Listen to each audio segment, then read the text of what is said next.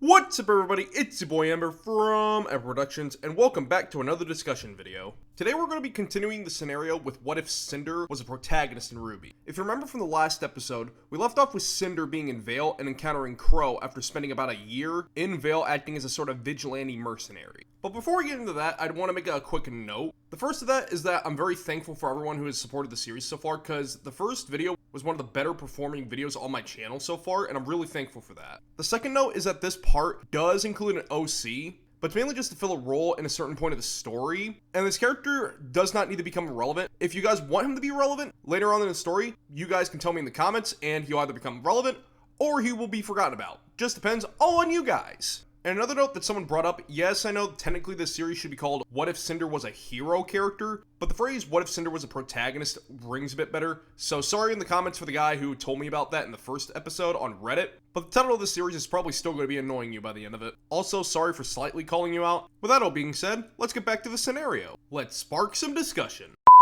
Picking up where we left off, Cinder had just encountered Crow while doing one of her normal odd jobs. Cinder would be very cautious around Crow, mainly because she would still have the idea that people could be onto her or looking for the murders back in Atlas. On the other hand, Crow is mainly just here to see who this person is. He's heard about a rising mercenary slash vigilante who's been making a name for themselves.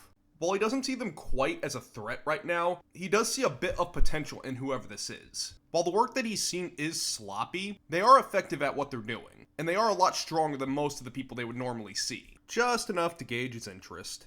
So during this encounter, Cinder is much more on edge and much more paranoid of Crow, while Crow is a bit more casual about this meeting. This would lead to Crow being the first one to speak, trying to break the ice. So, you must be the Cinder I've heard about. What brings you the Vale this time of year? This would lead to Cinder asking her own question. Work, mainly. What brings a hunter like you to these parts? Heard someone was causing havoc in the city. Decided to check it out for myself. So you're here for a fight. Assuming the worst out of paranoia, Cinder ends up drawing her blade to try to fight Crow. Crow, not seeing her as a threat and also wanting to have a bit of fun on his own, decides to draw his blade and entertain the idea. The fight starts off relatively neutrally, both clashing blades, but Crow starts playing a bit more defensively. This isn't that he's getting overwhelmed, but more just gauging her strength. Now we're getting to everyone's favorite topic, the power scale. Now, if you all remember correctly, Cinder in this timeline would have a power level of 72.5 after a year of experience working in Vale, and this was after having a previous power level of 60 when she finished her training with Rhodes. Crow, on the other hand, has a much higher power level. Crow is basically twice as powerful as Cinder at a power level of 150. He's been a hunter for about 10 years now, and this is about 10 years before Volume 1 and 3, where he'd have a power level of 170. So he still has 10 years of gaining experience. It's just at that point, that's when your power level starts to stunt in growth. If Crow was taking this fight seriously, we all know what joke would be made. The game was rigged from the start. Getting back to the actual fight, while Crow isn't on the back foot by any means, he is impressed by how strong they actually are. The fight reaches a certain point where Cinder burns through all of her stamina. While Cinder was expecting to be put on the defensive, Crow actually sheaths his weapon and tries to talk. Look kid, I wasn't originally here to fight you, though I am impressed so far. You definitely got skill, though you lack experience. So why are you here? Now Cinder, for obvious reasons, can't say why she's here in Vale, though she can say something that should cover for her. I actually came here to become a huntress. I'm currently waiting for my application to go through, and been doing this work while I wait. No kidding. Well, you might just be in luck. I happen to know the headmaster at Beacon. Going further down this conversation, Cinder encountering Crow is actually a bit of a blessing. Mainly because of her getting noticed, she's able to meet Ozpin face to face in a very similar manner that RWBY did in the original show. Now, I would try to narrate this conversation, but I feel like it would auto-correct to me trying to do a really shitty British accent. 1 second, let me give it a shot. Believe me when I say this, but I've made many more mistakes than any man, woman, or child on this planet. Oh god, I sound like one of those fucking announcers or narrators on a nature documentary. This meeting with Ozpin would lead to Cinder being accepted into Beacon, but before that can happen, she has to pass the test. Which means we are going to the Emerald Forest. The scene would start with Cinder and a bunch of other students, and Ozpin in a similar position where Team RWBY and Team Juniper were up at the launch pads, waiting to go into the forest. Right before the launch, there's a slightly comedic meeting between Cinder and another student. Both of them end up making eye contact, and the other student waves, but is immediately launched when he wasn't paying attention. More people down the line start to get fired off, until it eventually gets to Cinder, and she is sent into the forest. For the first bit of the test, Cinder actually ends up wandering a bit, because there's no one else around for the most part, until she comes across some Grimm.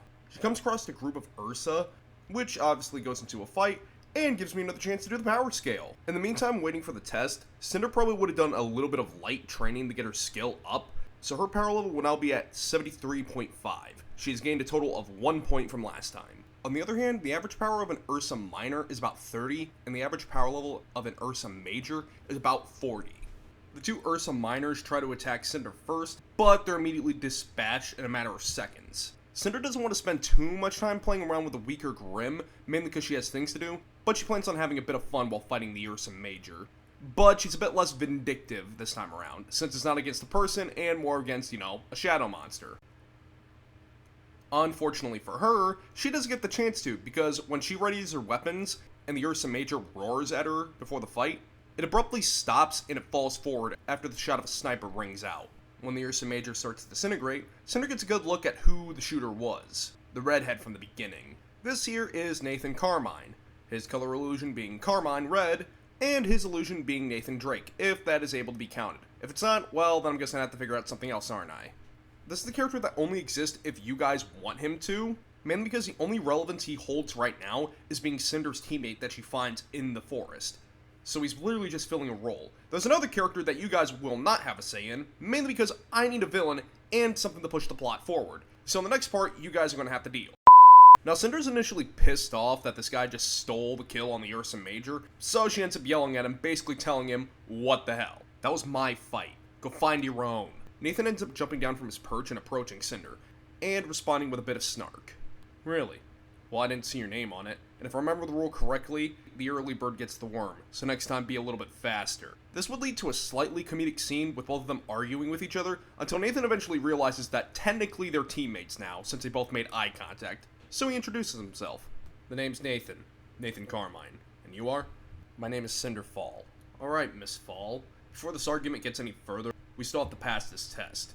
I already have some teammates that I'm planning on going with. Like it or love it, we're stuck on a team since we made eye contact. And personally, I'd rather not start off this partnership hating each other. So how about we cut this argument short and just work together for now? Not really having any other options, Cinder agrees. Leading up to the end of the test, Nathan does question Cinder a little bit, mainly on her past and motivations. Cinder does keep this short because she doesn't want to reveal too much, and basically gives short answers like, oh, I'm from Atlas, or I used to be from Atlas.